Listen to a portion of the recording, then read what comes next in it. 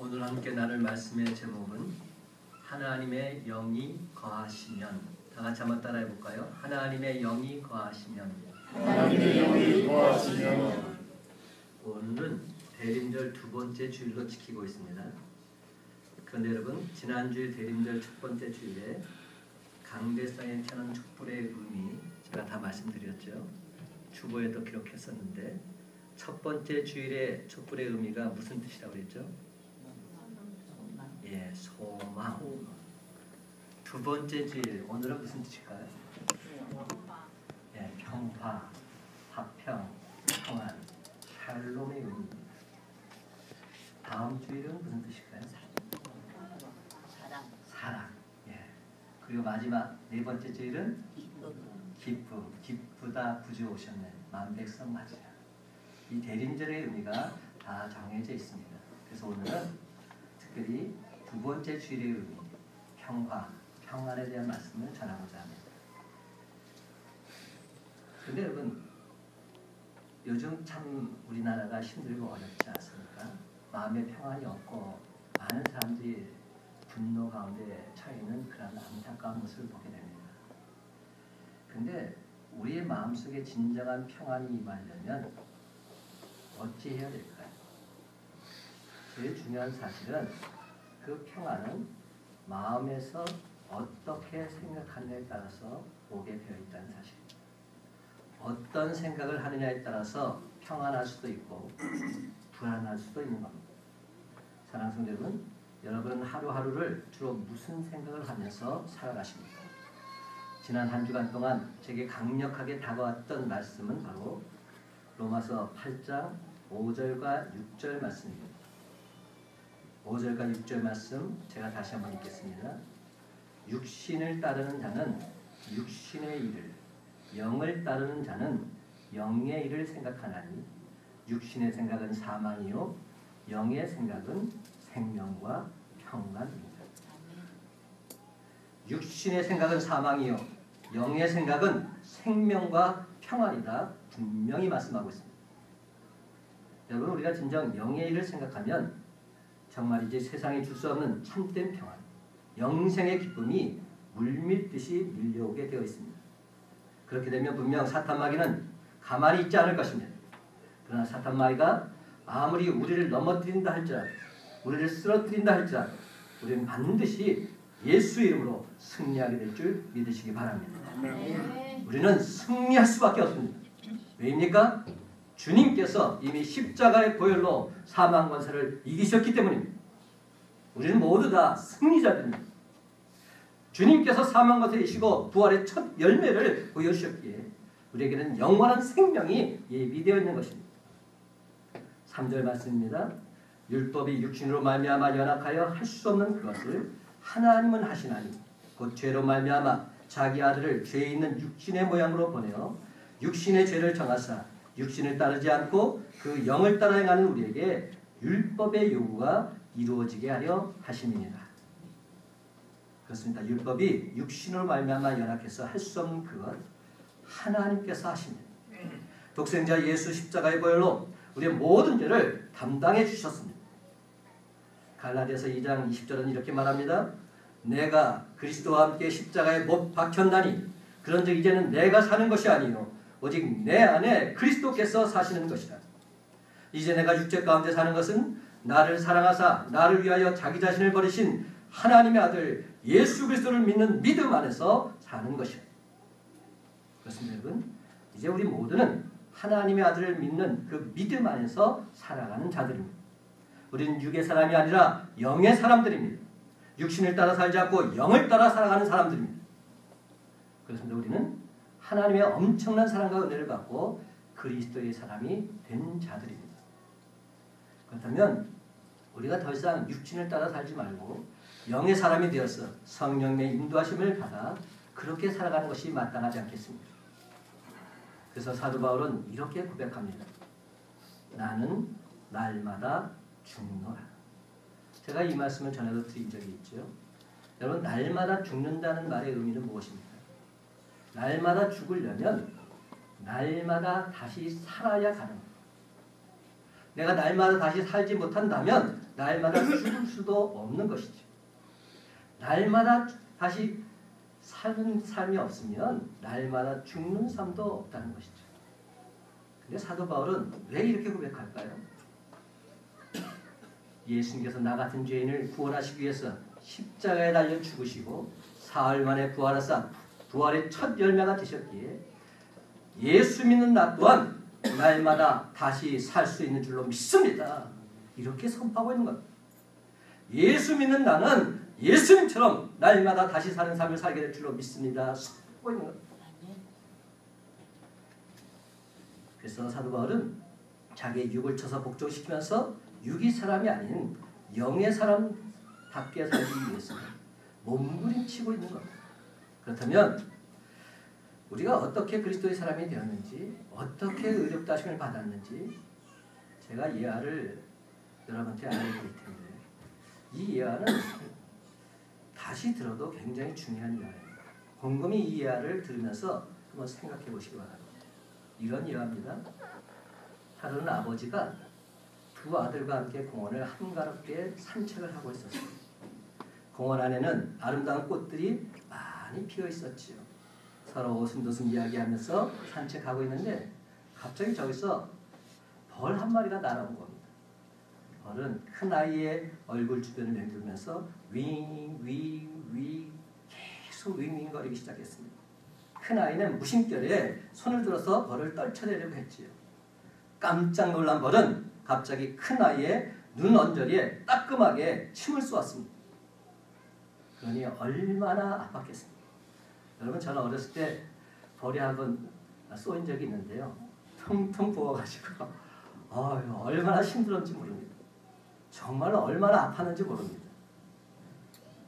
큰아이는 퉁퉁 부어린 눈언저리를 손으로 집어서 아파 죽겠다고 땅바닥에 털썩 주저앉았습니다.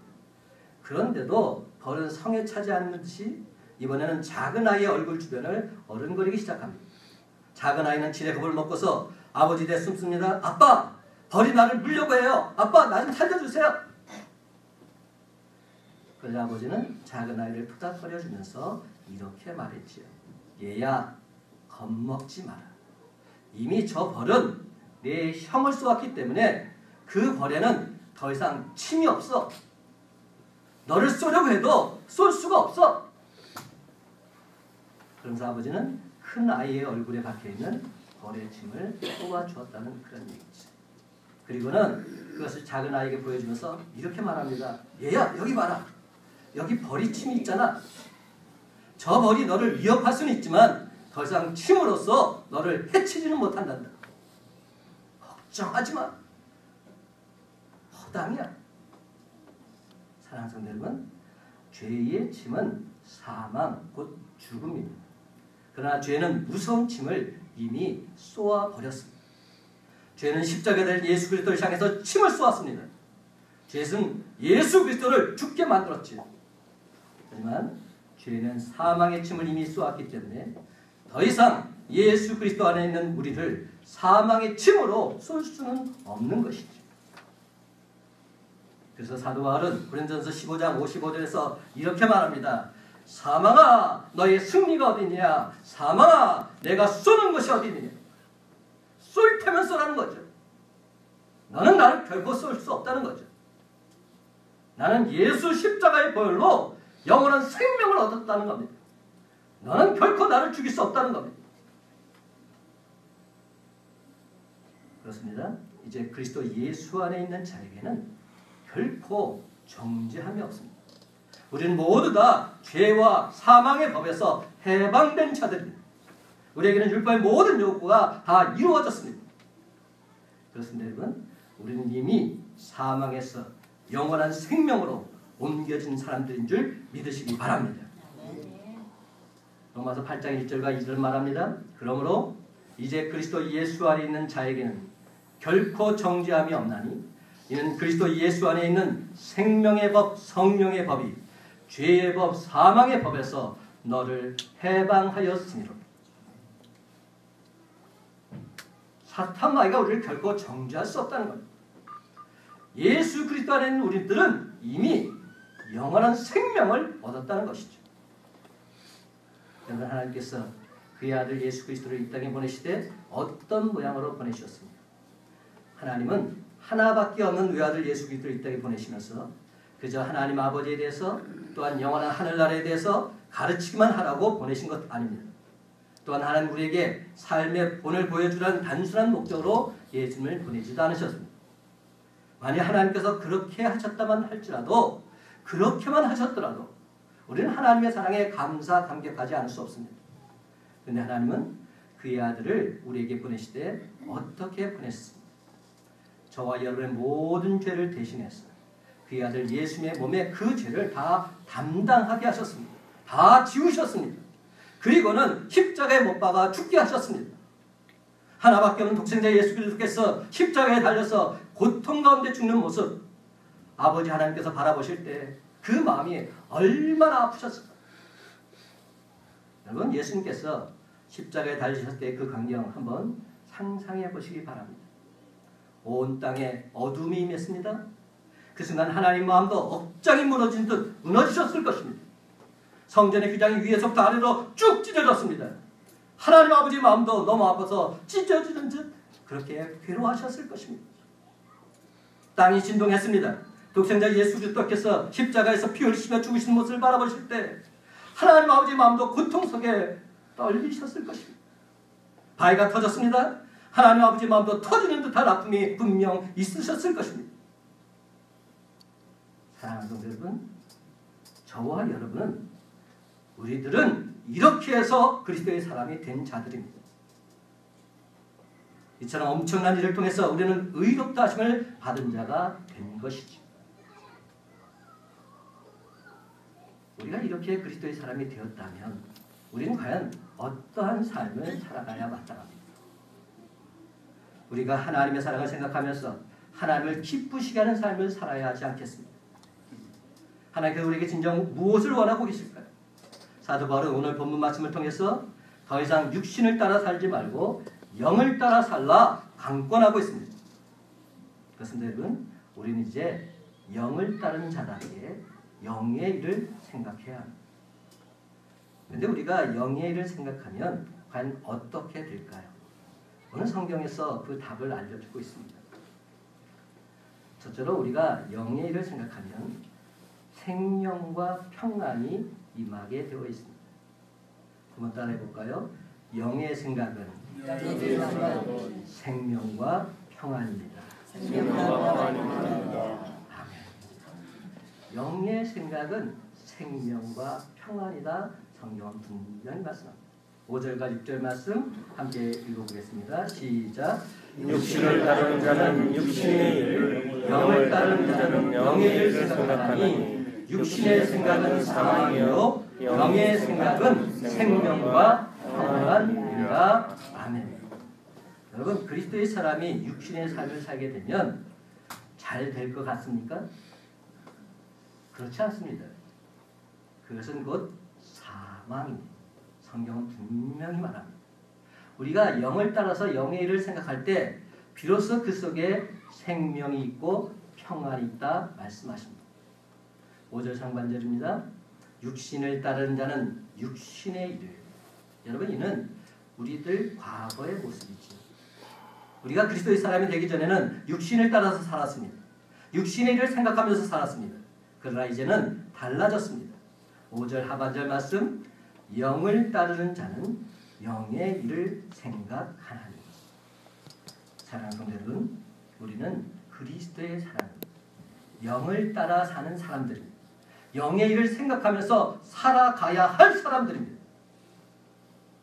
다시 말씀드리지만 그리스도의 사람들이 육신의 일을 생각하면 잘 될 것 같습니까?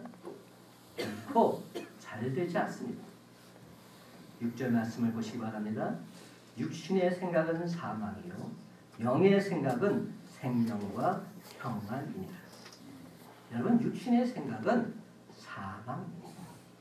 이와는 반대로 영의 생각 속에 생명이 있고 평안이 있습니다. 마태복음 6장 33절은 말합니다. 너희는 먼저 그의 나라와 그의 의를 구하라. 그리하면 이 모든 것을 너희에게 더하시리라. 우리가 영을 따라 영의 일을 생각하면서 살아갈 때 하나님께서는 우리의 삶을 책임져 주실 줄로 믿습니다. 우리의 발걸음은 평탄해질 것입니다. 우리의 삶은 형통해질 것입니다. 왜입니까? 전능하신 하나님께서 우리의 삶을 온전히 책임져 주시기 때문에, 전능하신 하나님께서 우리의 삶을 온전히 이끌어 주시기 때문에, 그러므로 그리스도의 사람은 육의 일에 집중하지 말고 영의 일을 생각하면서 살아가야 합니다. 근데 여러분, 그저 잠시도 쉬지 않고 달리기만 하면 목적지에 빨리 도착할 수 있을까요? 그렇지 않습니다. 그리스도의 사람은 영의 사람입니다. 따라서 그리스도의 사람답게 영을 따라서 십자가를 바라보면서 표대를 향해서 나아가야 우리는 승리할 수 있는 것이죠. 진정 예수 그리스도 그분을 바라보고 따라가야 우리가 영적인 하나님의 자녀들이 될 수 있는 겁니다. 그러면 사랑하는 성도 여러분, 날마다 영의 일을 생각할 때 하나님이 주시는 생명과 평안이 저와 여러분의 삶 속에 늘 언제나 풍성하게 넘쳐나게 되시기를 예수님의 이름으로 간절히 축원합니다. 그렇다면 왜 우리가 육신의 일을 생각하면 안 될까요?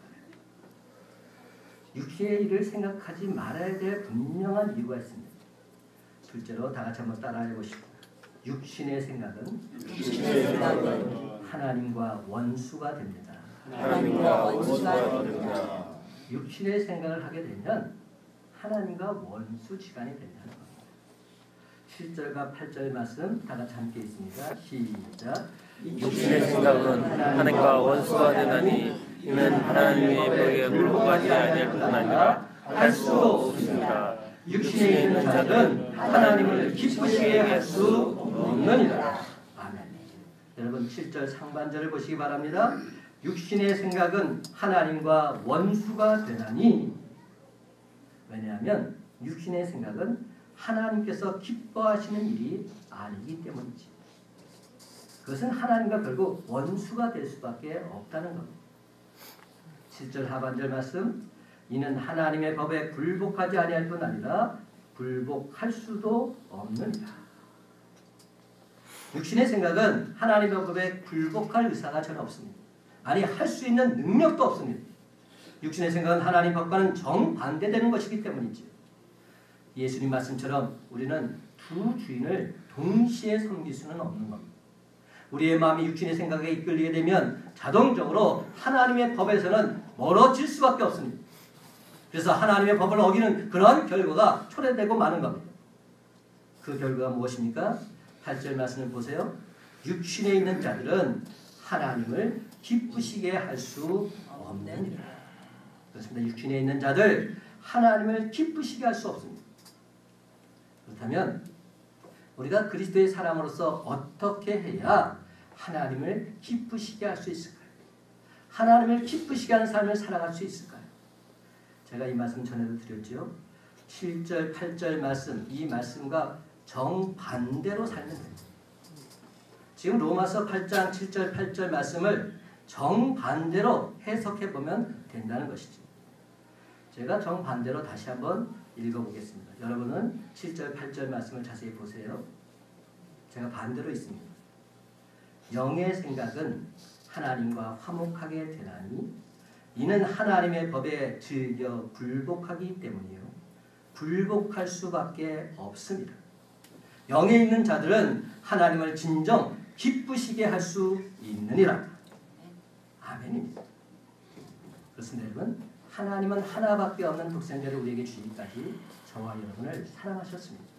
엄청난 희생을 통해서 우리를 그리스도의 사람으로 만들어 주셨습니다. 그러므로 하나님은 당신의 자녀들을 결코 포기하지 않으십니다. 하나님은 우리를 질투하시기까지 사랑하십니다. 이러할진대 우리가 그리스도의 사람이 되었으면서도 계속해서 육신의 생각에 얽매인다면 어떻게 되겠습니까? 그래서 하나님께서는 우리를 너무나도 사랑하시기 때문에 억지로라도 우리의 생각을 바꾸려고 하십니다. 영의 사람으로 영의 일을 생각하도록 바꿔놓으신 분이 하나님이십니다. 왜 그러실까요? 육신의 생각을 품게 되면 하나님과 원수지간이 되기 때문입니다. 육신의 생각은 하나님의 법에 굴복하지 않기 때문입니다. 그렇습니다. 육신에 있는 사람들 하나님 결코 기쁘시게 할 수 없습니다. 그렇지만 저와 여러분, 우리들은 하나님을 믿는 하나님의 자녀들. 하나님께서는 당신의 자녀들 너무나도 사랑하십니다. 그러하시기에 우리가 육신의 생각이 골똘하면 골똘할수록 하나님께서 우리를 쳐서라도 영의 사람으로 바꾸길 원하십니다.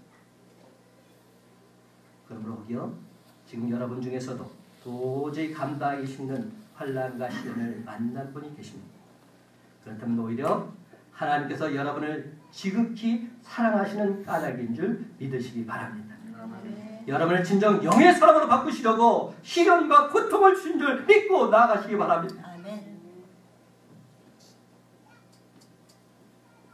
사랑하는 성도 여러분, 하나님께서 저와 여러분 끝까지 포기하지 않으십니다.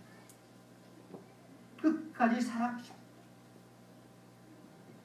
그러므로 하나님의 사인이 왔을 때 육의 생각을 영의 생각으로 180도 바꾸겠노라 다시금 결단하시고 하나님 앞에서 선포하시기 바랍니다. 그러면 여러분 이제부터는 늘 언제나 하나님과 화목하는 하나님의 자녀들이 되기를 간절히 바랍니다.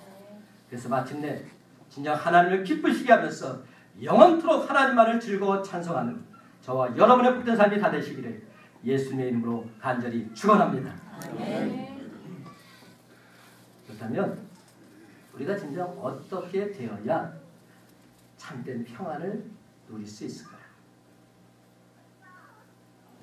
사도 바울은 이렇게 정의를 내립니다. 세 번째로 다 따라하십시다. 우리 속에 하나님의 영이 거하시면 됩니다. 하나님의 영이 거하시면 됩니다.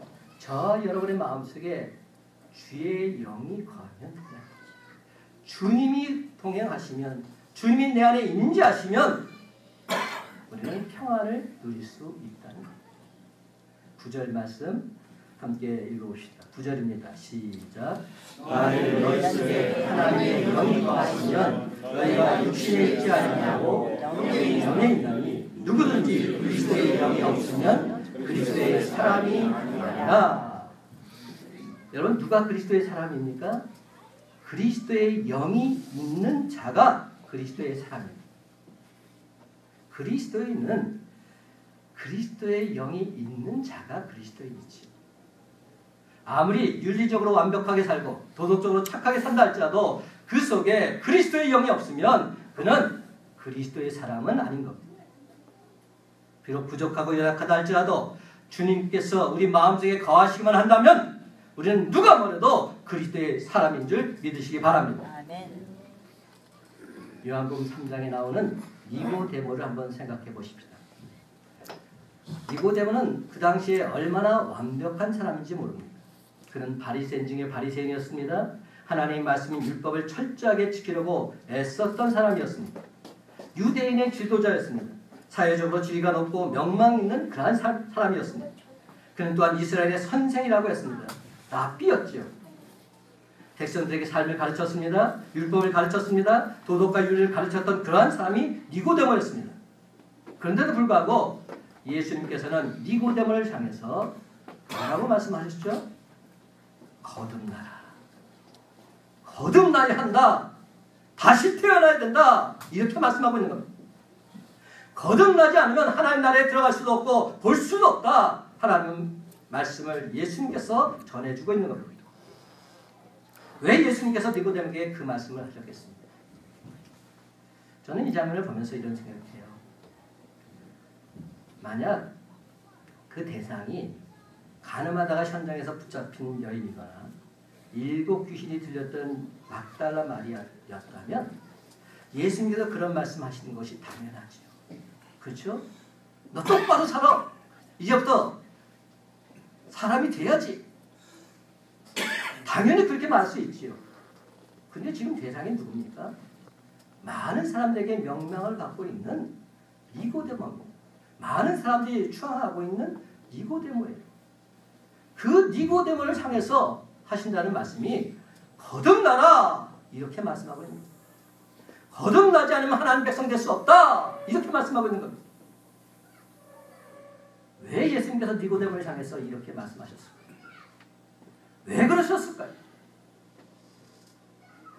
니고데모는 아직도 그리스도의 사람이 아니었기 때문에, 예수 믿는 자가 아니었기 때문에, 그는 영에 속한 사람이 아니라 육에 속한 사람이었기 때문에, 육신적으로 볼 때는 그 누구보다도 가장 훌륭한 사람일 수 있습니다. 그러나 영적으로는 아직 거듭나지 못한 사람이었기, 거듭나야 한다, 거듭나야 한다 말씀하고 있는 겁니다. 물론 우리는 니고데모처럼 도덕적으로나 윤리적으로 완벽한 사람이 못 될 런지는 모릅니다. 그런데도 불구하고 저와 여러분은 그리스도의 사람입니다. 왜 그렇습니까? 우리가 예수 그리스도 안에 거하고 그리스도 예수께서 우리 안에 거하시기 때문입니다. 우리에게는 그리스도의 영이 있기 때문입니다. 사도 바울은 말하죠. 나는 내 몸에 예수의 피를 가졌다.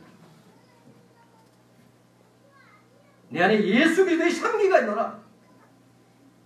그는 담대히 말하고 있습니다. 저와 여러분은 주님을 온전히 모시고 산다면 다 그리스도의 사람들인 것이죠. 그렇다면 우리가 그리스도의 사람이라고 해서 아무렇게나 살아도 괜찮을까요? 아닙니다. 결코 그렇지 않습니다. 10절 말씀 보시기 바랍니다. 또 그리스도께서 너희 안에 계시면 몸은 죄로 말미암아 죽은 것이나 영은 의로 말미암아 살아있는 것이니라. 여러분, 이 말씀에 대해서는 서로 예리한 대조가 이루어지고 있습니다. 몸과 무엇이 대조를 이루고 있습니까? 몸과 영. 죄는 뭐와 대조를 이루고 있습니까? 죄와 의. 몸과 영, 죄와 의. 또 하나 뭐 있죠? 죽은 것과 살아있는 것. 대조를 이루고 있습니다. 그렇다면 여러분, 우리는 그리스도의 사람으로서 이 두 가지 가운데서 무엇을 택해야 마땅하겠습니까? 우리는 몸이 아니라 영을 택해야 합니다. 죄가 아니라 의, 하나님의 뜻을 택해야 됩니다. 죽은 것 아니라 살아있는 것, 영생의 것을 택해야 할 줄로 믿습니다. 다시 말해서 그리스도의 사람은 죄로 말미암아 죽은 것, 곧 부패한 육신의 행실을 따라서 그렇게 살아서는 안 된다는 겁니다. 진정 예수 그리스도를 나의 구주로 믿는다면 우리의 삶도 달라져야 됩니다. 의로 말미암아 살아있는 것, 곧 영의 인도하심을 따라 영의 일을 생각하면서 그렇게 사는 사람이 되어야 한다는 것이죠. 여러분, 물론 우리가 부패한 육신, 결국 주님 다시 오시는 그날에 호련히 변하게 될 것입니다. 그것이 바로 11절 말씀인데요. 11절 말씀 다 같이 한번 읽어볼까요? 11절입니다. 시작. 예수를 죽은 자 가운데서 살리신 이의 너희 안에 거하시면 그리스도 예수를 죽은 자 가운데서 살리신 이가 너희 안에 거하시는 이의 영으로 말미암아 너희의 죽을 몸도 살리시리라. 아멘. 그렇습니다. 여러분, 예수를 죽은 자 가운데서 살리신 이의 영이 우리 안에 거하시기만 하면 우리의 부패한 육신도 변화될 줄 믿으시기 바랍니다. 아멘. 썩을 것이 썩지 않을 것은 온전히 바뀌어지게 될 줄 믿으시기 바랍니다. 아멘. 그래서 우리 주님 재림하실 때 우리의 육의 몸 또한 신령한 몸으로 변화될 줄 믿고 나아가는 저와 여러분 되시길 간절히 바랍니다. 아멘. 그러나 여러분, 그때까지 우리는 육을 쳐서 복종시키면서 영의 인도하심을 받는 사람이 되어야 한다는 겁니다. 그래서 오늘 본문을 기록한 사도 바울은 육신에 속한 모든 일들을 더럽고 냄새나는 배설물처럼 여겼다 말하고 있습니다. 다 배설물로 여겼다는 겁니다.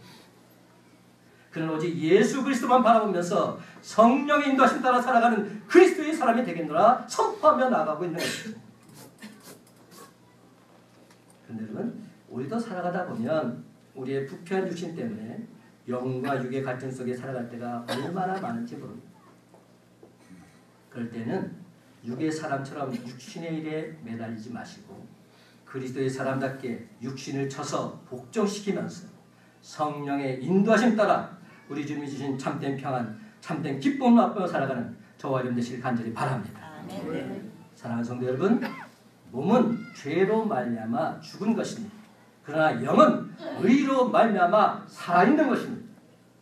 여러분, 우리가 사는 이 세상 잠깐 보이다 없어지는 안개 같은 세상입니다. 그러므로 이제 더 이상 죄로 말미암아 죽을 몸, 그 몸의 행실을 따라서 그렇게 살려가지 마시기 바랍니다. 날마다 우리의 몸을 쳐서 복종시키면서 영을 따라 영의 일을 생각하며 살아가는 저와 여러분 되시길 간절히 바랍니다. 그렇습니다. 여러분, 이 모든 것이 어떤 생각을 하느냐에 달려 있습니다. 생각은 진정 우리의 삶이 되기 때문이죠. 따라서 우리가 무엇을 생각하며 살아가는 것, 이것이 정말로 중요합니다. 내가 영의 일을 생각하며 살면 진정 우리 마음속에는 생명과 평강이 임하게 되어 있습니다. 날마다 하나님 말씀을 묵상하고 저녁 기도에 힘쓰면서 오직 주님만 바라보며 살아갈 때 그 사람 왜 주님께서 외면하시겠습니까? 결단코 모른다 하지 않으십니다. 내가 진정 영의 일을 생각하면서 살고 있음에도 불구하고 도리어 더 큰 슬픔, 더 큰 고통이 내게 찾아왔다면 오히려 그것까지도 주님께 감사드리시기 바랍니다. 우리가 믿는 하나님 절대로 거짓말하는 분 아니십니다. 신실하신 분이십니다. 당신 약속을 반드시 지켜주신 분이십니다. 성경 분명히 말씀합니다. 예레미야 29장 11절 13절 말씀, 여호와의 말씀이니라. 너희를 향한 나의 생각을 내가 하나니 평안이요 재앙이 아니니라. 너희에게 미래와 희망을 주는 것이니라. 너희가 내게 부르짖으면 내게 와서 기도하면 내가 너희들의 기도를 들을 것이요 너희가 온 마음으로 나를 구하면 나를 찾을 것이요 나를 만나리라. 분명한 메시지. 너희를 향한 나의 생각을 내가 하나니 평안이요 재앙이 아니다. 우리에게 평안을 주시겠다는 것. 그것은 여러분, 어떤 생각을 하느냐에 따라 우리 삶이 결정되게 되어 있습니다. 육신의 생각은 사망이요 영의 생각은 생명과 평안입니다. 그렇다면 여러분은 진정 어떤 생각을 하며 살아가시겠습니까? 육의 생각이십니까? 아니면 영의 생각이십니까?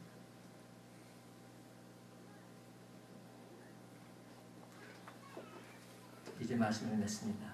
사랑하는 성도 여러분, 저와 여러분 모두 항상 영의 생각을 하시기 바랍니다. 추워도 흔들림 없이 하나님의 영을 따르는 삶을 살아가는 저와 여러분들이 간절히 바랍니다.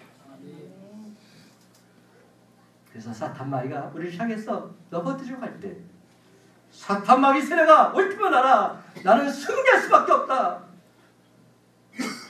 사탄마귀 영적 전투에서 반드시 승리할 뿐만 아니라 예수 생명, 예수 평안이 늘 언제나 풍성히 넘쳐나는 주의 복된 자녀들, 왕같은 제사장들이 다 되시기를 예수님의 이름으로 간절히 축원합니다. 기도하십시다. 오늘 시간 주님 앞에 난 당신의 견아들 같다 할 때